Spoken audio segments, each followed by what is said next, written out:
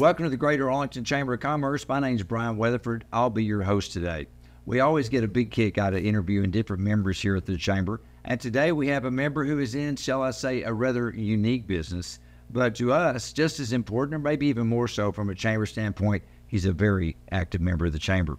His name is Drew Smith. His company is Lone Star Drone. Drew, welcome. How are you, buddy? Good, thank you. Lone Star Drone kind of gave it away. You're in the drone biz. Right. Right, all aspects of the drone biz. All aspects. Before we get to Lone Star, let's back it up just a little bit. Military background. Thank you for that, by the way. Served in the Army. Did you, at some point, work with drones in any way? So I was a reconnaissance scout in the Army, and it was one of the tools we had in our tool bag. So that's kind of where I first touched the drones. But yeah, it was kind of the seed was planted. Yes, absolutely. So you move along, like a lot of military people, you get out, decide to start a business, and the transition into civilian life and all that. And then the drone thing, did that kind of trigger you? When did you decide that, maybe I can make this into a business? Yeah.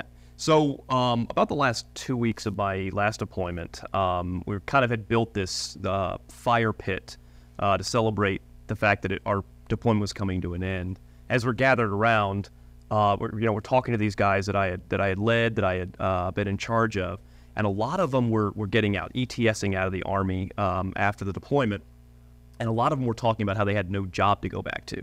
And so that, as the leader, as the guy in charge of these guys, it concerned me because my job doesn't stop after the deployment. Sure. So right then and there, we started pitching ideas, and I told the guys I was going to either start a tactical gun range or I was going to start a technology company.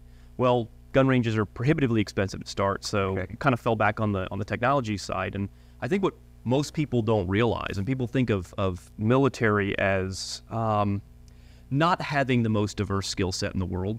Okay. But what they fail to realize is the one thing we do is deal with technology every single day. Absolutely. I mean, on our trucks, we had, an LRAS system that's $250,000+ to buy. On one truck? So every truck has one? Yeah, absolutely. Goodness. So knowing that these guys could adapt very quickly to technology and could employ technology in harsh conditions, it was a perfect skill set to dive into. Again, we touch drones, we use drones as part of our skill set. So it was a no-brainer that's what we were going to do. Well, I guess from a business standpoint, you did a little research to see who in a civilian world would use a drone. That's right. And stuff. That's right. Figure, okay, there's a market here. Were there other companies already doing this that you realize you need to match up against? Obviously, this is a huge new front in the way inspections are done, the way mapping is done, the way modeling of engineering infrastructure is done. So it's a new thing. Obviously, not quite as much competition, but the competition that's there is very heavy because it's such a small pool of companies that are doing this. And the flip side of that is the barrier to entry for drone operations. I mean, everyone can get a $500 to $1,000 drone and do inspections with that. So we quickly realized that the money was not going to be made in competing with the white noise of photo and video. Okay. So we transitioned into thermal inspections, into engineering and mapping and surveying, engineering our own drones. So basically we tell people that if one of the drones that we have as an off-the-shelf solution doesn't fit their need, we'll go back and we'll engineer a custom solution. You build one. Yeah, well, absolutely. So one of our clients came to us and they had a chemical tank that they needed to inspect the inside of, and these are pressurized vessels that get up to, I think, 2,000 degrees. So incredibly hot. Well, the problem was they didn't want someone having to cool the entire vessel down to just then send someone in there to then repressurize it. Right. So they basically didn't want to go that 2 week of cool down so they could send someone in there. So what we did was we engineered a drone that used liquid CO2 to cool the drone so that they can send it to that vessel, and now you can do the inspection in a fraction of the time you'd be able to do. And then did word get out and other people you were able to, hopefully you could use the drone more than just that one project. Yeah, I mean, a lot of this stuff goes into other arenas. Okay. Some of it's one-off, some of it is stuff we can then start marketing into other clients. So you started off doing that, but you continue to grow and evolve your business like all successful businesses, and now you've taken on other aspects of the drone. I mean, you actually sell and service drones. Yes, sir. So we have the three main components to our business. We have the service side, which basically encompasses anything from mapping and surveying, which is our bread and butter. So we're getting 3 millimeters of accuracy where everyone else is getting 1 foot of accuracy. So, we're zeroing that in. We've got our photo, video, still, and then we've got the sales and service side. And of course, we've got obviously the engineer, but that's not really a huge part of the business. But the sales and service side, so we'll sell drones to people who don't need the services that we provide. And what that does is it all feeds into itself. So if a client decides that they want to do an in-house drone program, then we'll sell the drone, we'll sell the training to do the drones. If someone wants to outsource their drones, well, obviously we do that. Yeah, we use the drones that we sell. Sure. We do the services. So it all kind of feeds into itself.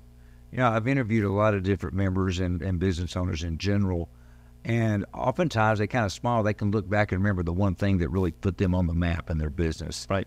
Do you have a similar story to something to where you realize, oh, wow, we really made it because of this? Yeah. So that's the key.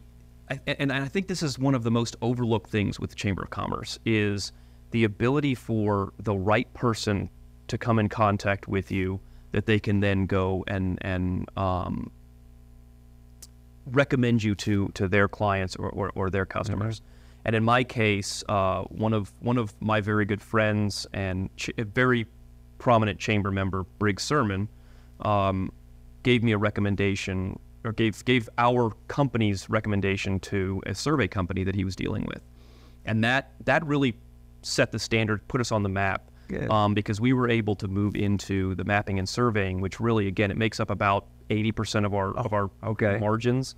But I never would have, had I not joined the chamber, had I not gotten involved in the chamber as much as I was, I never would have met Brig. He never would have known who I was to then go and recommend it to his clients. So That's one thing I take very seriously is the Chamber of Commerce and the connections that we can do and how we can all help each other to then get those next clients. You hear us say all the time, together we succeed. What a great story right there. That's right. Well, while we're on the chamber, I was going to talk about that later, but let's go ahead and stick with this for a little bit because you're not just a member of the chamber. You're an award-winning member of the chamber. I mean, you're one of our under 40 class, which is a big deal. You are now the chair of our Veterans Business Council, which obviously must be a big thing to you. We can talk about that in a little bit. But going back to UTA, you're part of the MAV. Was it the MAV 100? MAVs 100. MAVs 100. What is that exactly? The MAVs 100. So it's the top 100 year-over-year business growth companies, and it's sponsored by the UTA School of Business. Okay. So anyone who was an alumni from UTA, they can be submitted for the MAVs 100, and again, it's about year-over-year growth. So if you have explosive growth some year, then that's going to look very good for ranking on that MAVs. Well, I know you've had explosive growth because I left off one other little award that you won with the chamber. Your Veteran-Owned Business of the Year.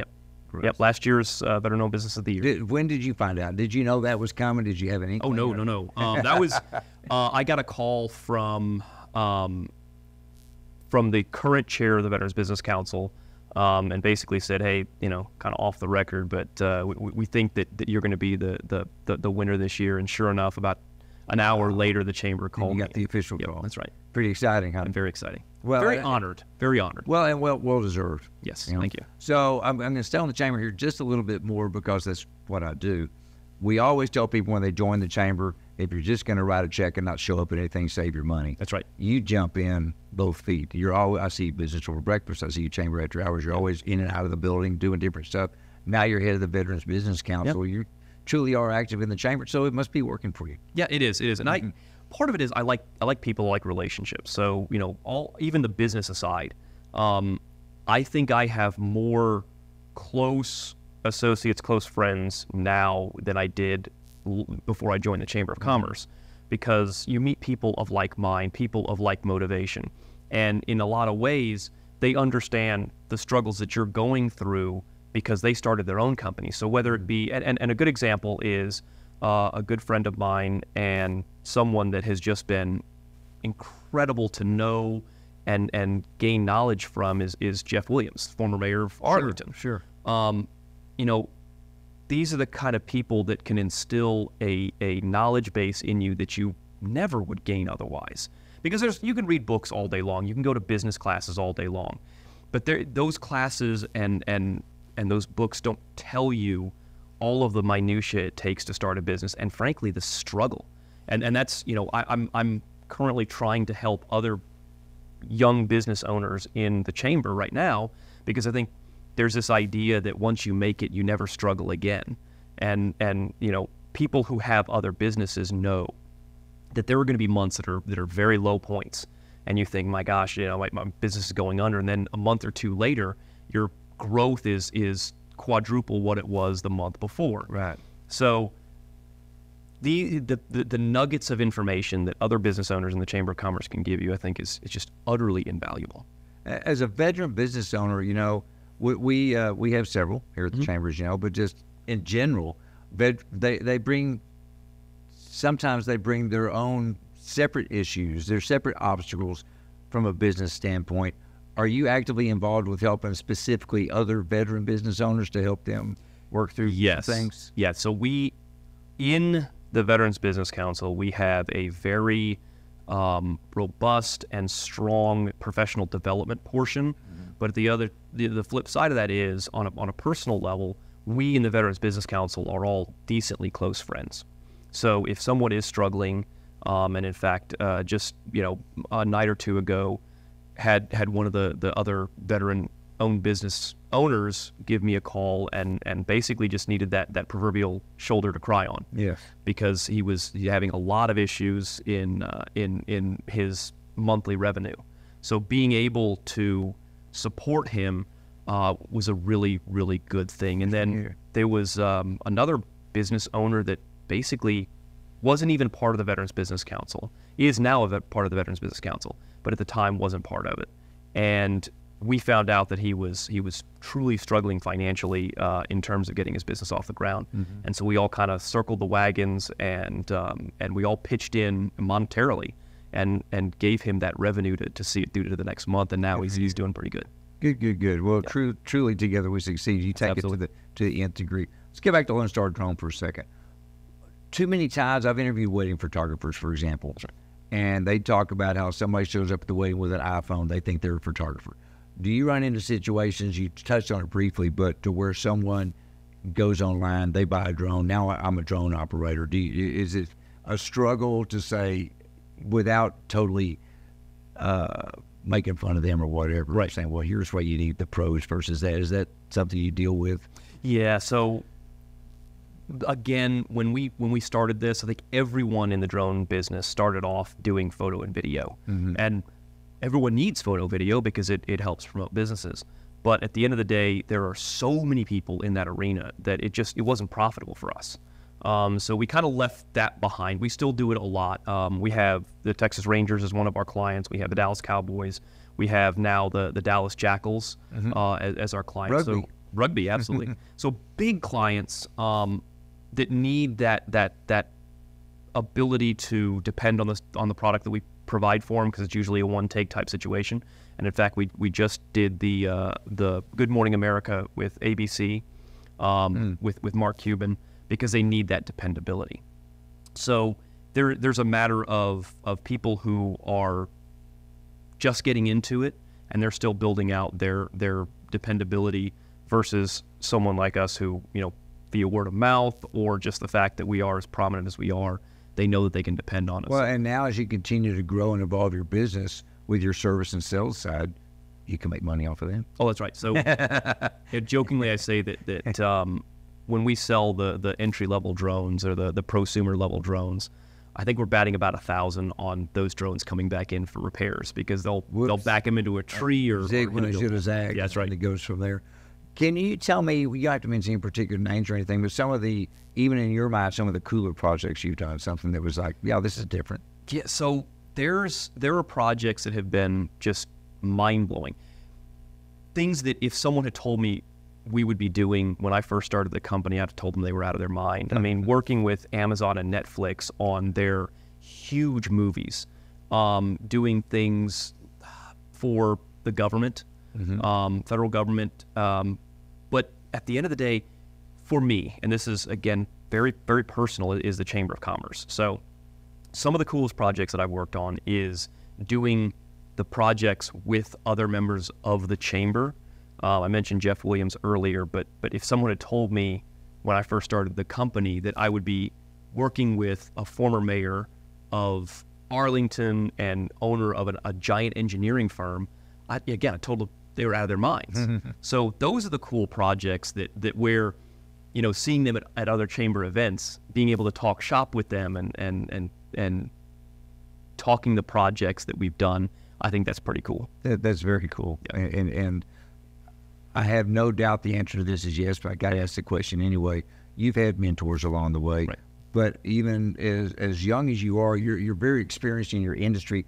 Are you a mentor for others? Absolutely. You see yourself, you mentioned helping other people, but do you enjoy that as well? Yeah, so we do. I'm now involved with an organization called Vet to Drones. Oh, nice. So, other guys who are getting out of the military and wanting to transition into the drone arena, I'm one of the helps with that. We'll typically box up all of our drones and take them down to wherever they're doing their training programs. And now these guys are getting to touch and operate, $250,000 to $500,000 drones. Goodness. So a lot of real cool things there, but certainly as having done the business ownership as long as I have, being able to pass some of that knowledge off to the younger guys, I think is real good. But then always looking to learn from others. Oh, 100%. No, I'm no expert when it comes to business. So the name itself, did you put a lot of thought? Lone Star, Texas. I mean, are you a Texas guy? So no one's a bigger critic than me.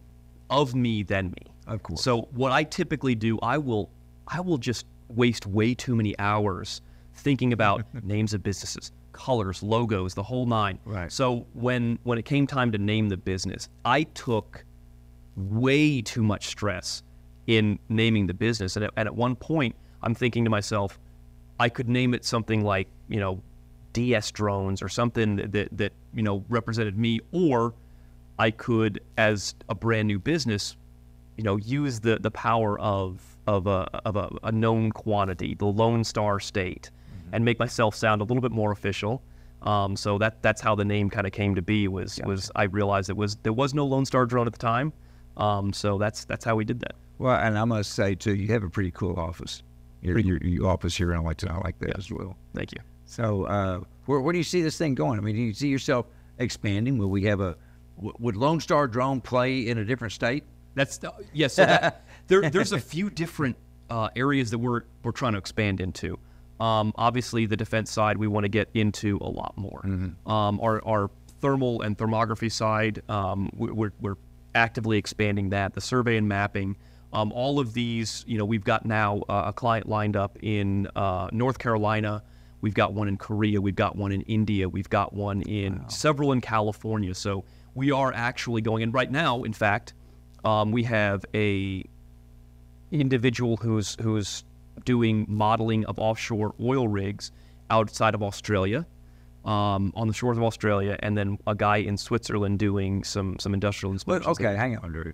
When you started this little drone company thing, did you see yourself being international this quick? No, not at all. Not at all. Wow, this is very impressive. Thank you. Yeah, and it doesn't sound like it's stopped anytime soon. No, and it's not going to. So again, knowing that the market is ever changing, we have built out the different strategies to adapt. So if one of the verticals that we have starts to diminish, we've got others that can kind of take that place. And again, knowing that we can use the retail side to augment the service side, to augment the services side, all plays into itself. One thing about the technology business, whatever that may be, whatever the technology is, it's always changing. It is. How do you keep up? What are you doing? Do you stay up late at night, reading blogs and looking at sites and stuff? Or how do you mentioned thermal imaging. Yeah. When you started, you weren't doing that, but now you're doing it. How do you keep up with what's next? Yeah, the easiest way to keep up with it is to be entrenched with the people who are developing the technology. So in our case, one of the coolest partners that we have is Teledyne FLIR. Now, anyone who's ever been in the military knows that you turn on any piece of equipment with advanced optics, it's either going to have FLIR or Teledyne on the splash screen. Well, they merged a couple of years ago and they started developing drone technology, and they sought us out as we were doing a show in Dallas. It was a energy sector show. We went over, talked with them at their booth, and then they started visiting us at our booth. And within 4 of their visits, they said, "We've got a piece of technology we want to send you. You're really enthusiastic. You're full of energy, and we want that to be the face of this new product. And a couple of months later, we get a brand new drone in the mail that's a really advanced thermal drone. So that right there started us on, and that actually was the first start of our retail.